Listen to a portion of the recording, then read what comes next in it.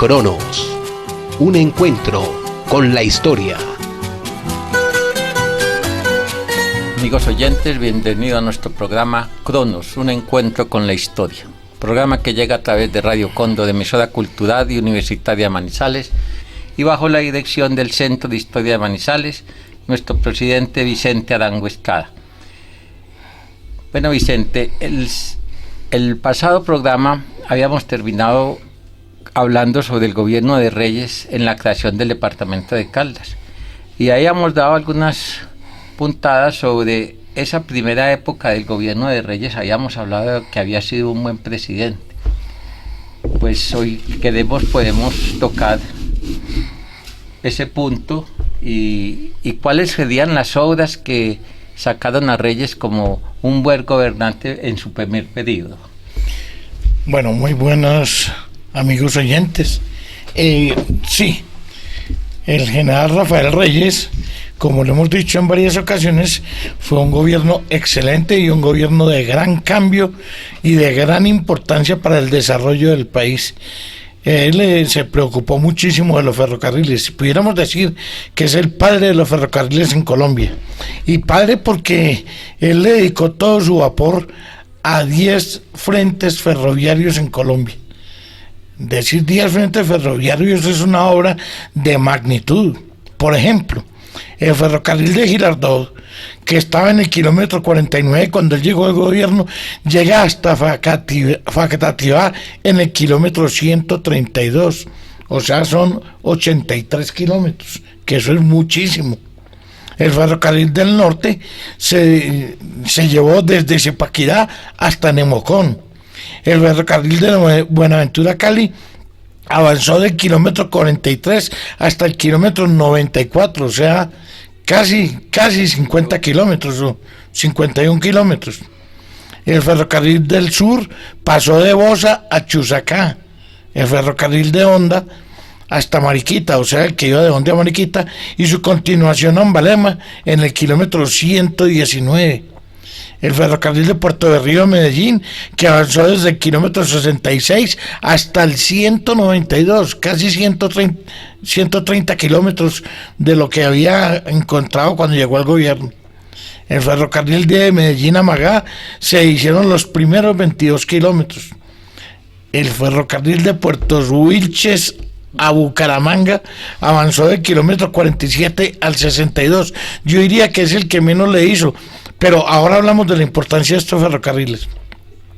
El ferrocarril del Tolima, que iba de Girardot a Ibagué, le hizo 25 kilómetros. El ferrocarril de Santa Marta se extendió desde el kilómetro 67 al kilómetro 94, llegando hasta Fundación. Y por último, se contrató la construcción del ferrocarril Manizales-La Virginia. Esto es impresionante. Ningún gobierno, así sea dictatorial o no, ha hecho una medida de esa extensión. Más bien dijéramos que han destruido los gobiernos que han seguido la obra de este gran presidente en cuanto a ferrocarriles. Cuando en 1914 la red de ferrocarriles tenía 1.200 kilómetros, 1.244 kilómetros, en el gobierno de José Vicente Concha se inauguró el trayecto de Medellín a Magá. Pero hay otra obra que es importantísima. En 1913 comienza la construcción del calero Mariquita-Manizales, pero esto sí en el gobierno de Carlos R. Restrepo. Ese cable demoró 9 años en construcción, fue terminado en 1922. De ese cable vamos a dedicarle, yo creo que más de un programa, porque es una obra de ingeniería no solo titánica, portentosa, sino que cambió en toda la estructura del desarrollo de Manizales. Esa obra cambió el comercio, cambió la forma de entender el mapa interno de la nación, y Colombia, o más que todo Manizales, quedó integrada a los grandes destinos comerciales, tanto en Estados Unidos como en Europa. En 1914 comienza la construcción del ferrocarril Cartago-Manizales, la que termina en 1927 bajo el gobierno de Miguel Abadía Méndez. En 1916 se continuó el ferrocarril del Tolima desde Chicoral hasta Ibagué. Y el ferrocarril del sur llegó hasta la estación de Alicachín y el del Pacífico hasta Palmira. El gobierno de Marco Fidel Suárez promovió la construcción del ferrocarril del Atlántico en 1921. Esto en cuanto al desarrollo de la red ferroviaria. Estamos viendo pues que hay una serie de gobiernos, yo diría que unos 5 o 6 presidentes que entendieron que el país había que interconectarlo internamente y le pararon más bola a los ferrocarriles que a las carreteras. Esa red de ferrocarriles hoy está totalmente destruida, son muy pocos los ferrocarriles que están funcionando, pero los que están funcionando están en un pésimo estado y en un pésimo servicio prestado tanto de carga como de pasajeros. Es decir, podríamos decir que los ferrocarriles en Colombia están totalmente desaparecidos, se ha perdido una inmensa cantidad de años, unas fortunas enormes en inversión que se le hicieron en su momento a esos ferrocarriles, los que fueron construidos al debe, y solamente cuando recibimos las primeras platas de la indemnización por Panamá se pudo pagar o inclusive terminar muchas obras de esas que se encontraban paralizadas. Ese esfuerzo de hacer estos grandes ferrocarriles presentan, cuando uno los ve en el mapa, presentan una verdadera red de comunicaciones, no lo que hay hoy en día, que son unos pequeños tramitos inconexos entre sí, que, repito, no prestan ningún servicio, y cuando lo prestan es totalmente deficiente. Hay otro presidente que también hace muchísimo por el progreso del país, es el general Pedronel Ospina, que gobernó de 1922 a 1926. Este hombre lo que hace es traer la famosísima misión Kemmerer en 1923 para organizar el sistema bancario, ya que Colombia no tenía un banco emisor, un banco estatal. Recordemos que había tenido un banco que se llamaba el Banco Nacional, el cual presentó inmensos problemas en cuanto a organización del sistema bancario y a controlar la emisión de moneda. Cuando se ratificó el tratado Urrutia-Thompson, que definieron pues todo el problema de lo de el paso del ferrocarril de Panamá y el paso de los barcos por Panamá, el país recibió los $25 millones de indemnización. Hoy en día es una cifra irrisoria, pero por aquel entonces se dijo que era una verdadera fortuna lo que le llegaba al país.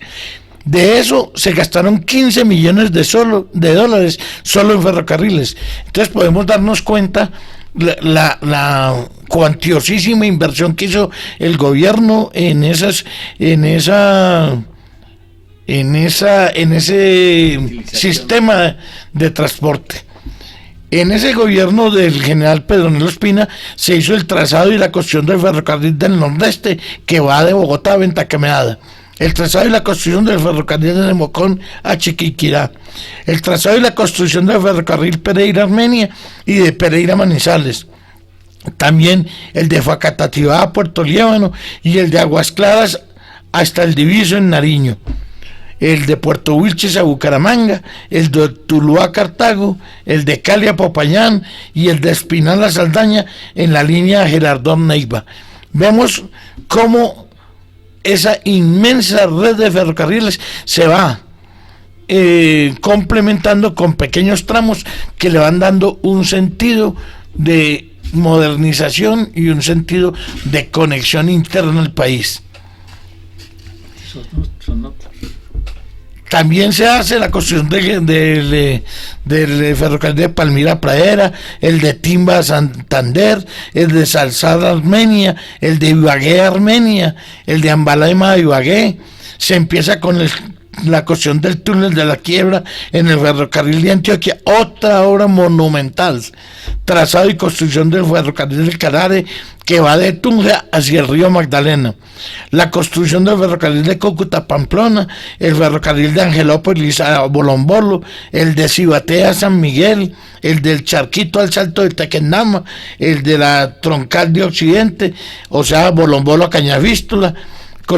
Se construye el puente de Girardot, se hace el ferrocarril central de Bolívar que va de Calamar a Sincerín para interconectar el famosísimo ingenio azucarero que había en esta población de Sincerín. Se inician unas vías, estas sí ya como de vías carreteables, que es la vía Cali-Cartago, Bogotá-Sogamoso, Buenaventura-Cali, Bogotá-Girardot, Popayán-Pasto, Manizales-Pereira-Armenia, Sonsón-La Dorada, construcción del puente sobre el río Magdalena en Girardot, que es un puente de 130 metros de luz, el puente del río Saldaña de 110 metros de luz y la canalización del dique. Estamos viendo que los gobiernos están enfocados en una gran obra toda de infraestructura vial. Toda esa infraestructura, si comparamos hoy en varios gobiernos, yo creo que la comparación es odiosa, porque es que vemos todo lo que has redactado en construcción de vías y ferrocarriles para la época, que era pico y pala. Sí, no habían las grandes maquinarias que hoy en día. Entonces, la dedicación de obras de ferrocarril de vías fue extraordinaria, que hoy no lo vemos. A ver, pero también hay que tener en cuenta que, y usted acaba de decir, José Germán, una cosa muy interesante, y es que para la época estas obras movían una gran cantidad de hombres en la construcción. Esa mano de obra dio origen también a la creación o fundación de muchos poblados en aquellas estaciones de ferrocarril que aparecieron de la noche a la mañana. Tenemos el caso aquí cerquita Manizales de Arauca. Arauca no era una población, eso fue un sitio donde paraba el tren a reaprovisionarse de agua, y ahí se fue formando con toda esta gente que inició la construcción de la carrilera, e inició pues ese pueblo, lo mismo que el kilómetro 41 en el caso de Caldas. Son sitios que le han dado una fisonomía muy distinta al departamento y al municipio de Manizales sobre todo. Eso es lo que yo llamo la conquista de las fronteras interiores del país. Es una época de los grandes movimientos de masa poblacional que fomentó el mestizaje, fomentó la agricultura, la ganadería. Se abrieron grandes extensiones de tierra para poder hacer esa ganadería y esa agricultura que le dieron una entrada a Colombia al siglo XX. Muy tarde entramos, pero hay que tener en cuenta que, y lo hemos dicho en muchos programas y en muchos sitios, que las famosas guerras del siglo XIX nos tenían en un atraso enorme. Falta ver, cuando hablemos del cable aéreo Manizales-Mariquita, el del cable al norte, el cable de Occidente y el cable de Villa María, que son 4 obras en las que la empresa manizaleña y la ingeniería se comprometieron muy a fondo con estas obras para poder darle salida a Manizales de estas asfixiantes montañas, y donde era muy difícil hacer carreteras, darle una salida y darle un desahogo internacional y nacional al comercio de la ciudad. Ya lo comentaste que en el gobierno de Carlos R. Restrepo en 1910-11 pues se habló de construir un cable aéreo en Manizales. Acabas de mencionar, ¿cuáles fueron las razones para llevar a cabo esta gran empresa? A ver, aquí en el año 1852, un norteamericano que se llamaba Isaac Holton fue el primero que empezó a hablar de cables en Colombia. Él explicaba que por las grandes montañas que que existían en el país, había que hablar de cables más que de carreteras. En ese entonces eso era la tecnología de punta, era como si estuviésemos hablando pues que Manizales tuviera una base de lanzamiento de cohetes, una cosa totalmente extraña, utópica, pero que con el tiempo se fue aclimatando la idea y se fueron dando los pasos para que esa idea de Isaac Holton tuviera alguna practicidad. El ministro de Hacienda del gobierno de Estorgio Salgar, el señor Salvador Camacho Roldán, presentó en 1872 un proyecto de cables para las siguientes regiones: uno que atravesara las montañas de Chicamocha en Santander, otro que fuera de Guanambú al Guaytar en Nariño, uno de Sansonia a Bejorral en Antioquia y otro del Alto del Trigo a Ichimbe en Cundinamarca. Se mecanizaba el transporte de carga mediante carros de vapor. Esas eran las ideas de Salvador Camacho Roldán. Apareció otro inglés, Rudolf Bremer, solicita una concesión al gobierno nacional para establecer un cable aéreo entre la sabana de Bogotá y Honda, proyecto que nunca se concretó, pero que ya se veía que ya había gente interesada en hacer ese tipo de inversiones. Hubo dos compañías inglesas que realizaron contratos para cruzar la cordillera central.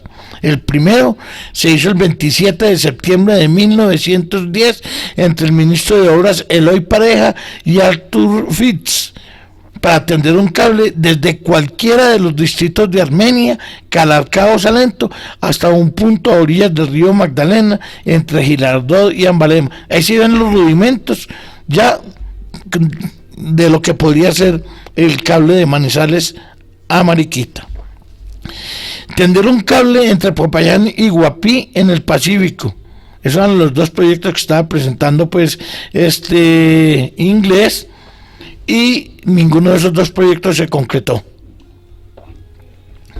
El departamento de Cundinamarca ordenó la construcción de un cable entre la Mesa y la estación de San Javier en Girardot para conectarlo al ferrocarril que bordeaba el río Magdalena. El segundo contrato se firmó el 14 de diciembre de 1910 entre el ministro de Obras Celso Rodríguez y Frank Coppel, representante del inglés Thomas Miller, gerente de la compañía ferroviaria Didorada Railway Extension Co., para construir un cable desde Manizales, Pereira Oneira hasta Mariquita. Este es el verdadero origen del cable de Mariquita. Ese contrato fue aprobado por el presidente de la República, Carlos Eugenio Restrepo, y el Consejo de Ministros el 2 de marzo de 1911. Estamos viendo pues que ya se perfila la construcción de ese cable. Ese contrato tenía unas características muy interesantes. Primero, se declaró la obra de utilidad pública para facilitar la expropiación de los terrenos en caso de ser necesario. Se estableció una tarifa por tonelada no superior a 50 pesos oro inglés. Se determinó que el contrato se podría traspasar a otra compañía. El gobierno se comprometió a no otorgar otra concesión similar en un radio de 5 kilómetros en línea recta a lo largo de la ruta seleccionada, y la ejecución de la obra se adelantaría en un término no superior a 2 años a la firma. Por eso vemos que el 12 de febrero de 1912 llega a Manizales el ingeniero alemán Theodor Salisberg, quien realiza los estudios topográficos y el trazado de varias rutas alternativas. Hay que pensar cómo sería aquello para este ingeniero cruzar todas estas cordilleras a pie, por entre la selva o por entre el monte cerrado, buscando la ruta para poder trazar el recorrido. Eso debe haber sido una obra titánica, una odisea. Pero asimismo, el 26 de noviembre de 1912 se constituye en Londres la sociedad Didorada Railway Extension Limited, conformada por 6 socios ingleses y un francés. El capital de esa sociedad era de 250.000 libras esterlinas. Esa escritura se protocoliza notarialmente el 7 de diciembre de 1912 ante el notario londinense Henry Alfred Woodbridge y se inscribe en las oficinas de registro en Honda, Fresno y Manizales. O sea que ya tenemos la empresa montada y no falta sino iniciar las obras. Pero de esa compañía se reservan el 4% de las 2.000 acciones para inversionistas manizaleños. El hombre que se encarga de la venta de esas acciones es don Francisco Sáenz, abogado de la sociedad en Colombia, y a don Sinforoso Campo por la sociedad manizaleña. Don Sinforoso Campo es un personaje que merece también un capítulo aparte cuando empecemos a hablar de los hombres que hacen el desarrollo de Manizales y de Caldas. Años más tarde, la sociedad inglesa rebaja la participación de los socios colombianos y propiamente manizaleño al 2%. Ya tenemos la compañía montada y tenemos todos los contratos listos. Pero la compañía inglesa contrata una consultoría con la firma Sir Douglas Fox and Partners, que escoge el sistema de monocable, superando la propuesta alemana del sistema bicable. Es decir, las vagonetas nuestras no iban a caminar o a ser movidas sino por un solo cable, y no como los otros sistemas que existían en Europa, que era con 2 cables, mucho más costoso y más lento el moverse la vagoneta por la vía. El ingeniero australiano James Lindsay, que es el hombre que se encarga en la práctica y en el terreno de la construcción del cable, escoge la ruta definitiva en 1913. Estamos viendo lo rápido que avanza todo esto. Se parece hoy en día que para clavar una puntilla en una cosa, en una obra del gobierno, se demoran 25 años, como la famosa autopista Manizales-Pereira-Armenia. Llevamos más de 30 años y no está terminada, y eso que tampoco es una autopista. El suministro de los materiales y la construcción de la obra se le encarga a la firma Ropewise Engineering Limitada, y se diseñan 15 secciones para una extensión de 73.351 metros, o sea, 73 kilómetros larguitos. En esa construcción habrían 22 estaciones entre Manizales y Mariquita, con 2.263 poleas soportadas por 376 torres de acero con alturas entre los 4 y los 55 metros. Eso es lo que está pues en el proyecto inicial. Los anclajes de esas torres serán en cimientos de hormigón con diferentes distancias o vuelos entre sí. Las torres, esto es muy importante también, estarían interconectadas con el cable telegráfico, o sea, se iban a hacer 2 elementos de comunicación en una sola obra. Y el transporte estaría a cargo con vagonetas de capacidad de 500 kilos cada una, exclusivamente para carga. El cable movía 100 toneladas diarias en cada sentido con una velocidad de 2 metros por segundo. Movido ese cable por 9 motores de vapor que generarían entre 26 y 72 caballos de potencia según la estación y los grados de pendiente. Entonces, ¿qué técnicos y cuáles son los pormenores que llevan la construcción de esta obra? ¿Cuándo se inician las obras? ¿Cuántos obreros participan? Y las estaciones que tienen a cabo esas 72 corres. Bueno, cuando ya la obra inicia en serio, ya en el terreno, el 2 de septiembre de 1913, en Mariquita, se hace una estación ubicada a 460 metros sobre el nivel del mar, y la obra está dirigida, hemos dicho en muchas oportunidades, por James Lindsay y muchos técnicos ingleses, norteamericanos y australianos. Vemos a Mr. Blackett, a William Alexander Reeve, Harrison Rue, Lucas Tolman, el ingeniero español Gabriel Ramos y el ingeniero manizaleño Vicente Gutiérrez.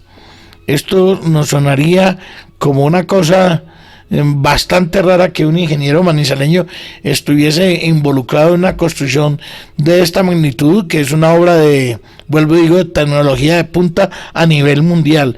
Pero lo que pasa es que don Vicente Gutiérrez era un ingeniero que había estado varias veces en Europa y estaba familiarizado con los cables en muchas partes, los había visto funcionar y conocía la tecnología. Puede que no haya ayudado a hacer otros cables en otra parte del mundo, pero le había parado muchas bolas a la tecnología y a los complejos problemas de ingeniería que hay en una obra de esa categoría, sobre todo en nuestras montañas. Vicente, pues el tiempo por hoy se nos ha acabado. Yo creo que el próximo programa podemos seguir con el relato ya de la construcción del cable, sus torres, de qué costaba, los tipos de obreros que trabajaron. Entonces dejemos este tema para la próxima oportunidad. A ustedes, amigos oyentes, gracias por dejarnos de llegar hasta sus hogares y nos vemos en el próximo programa. Amigos oyentes, muchas gracias por habernos escuchado. Cronos, un encuentro con la historia.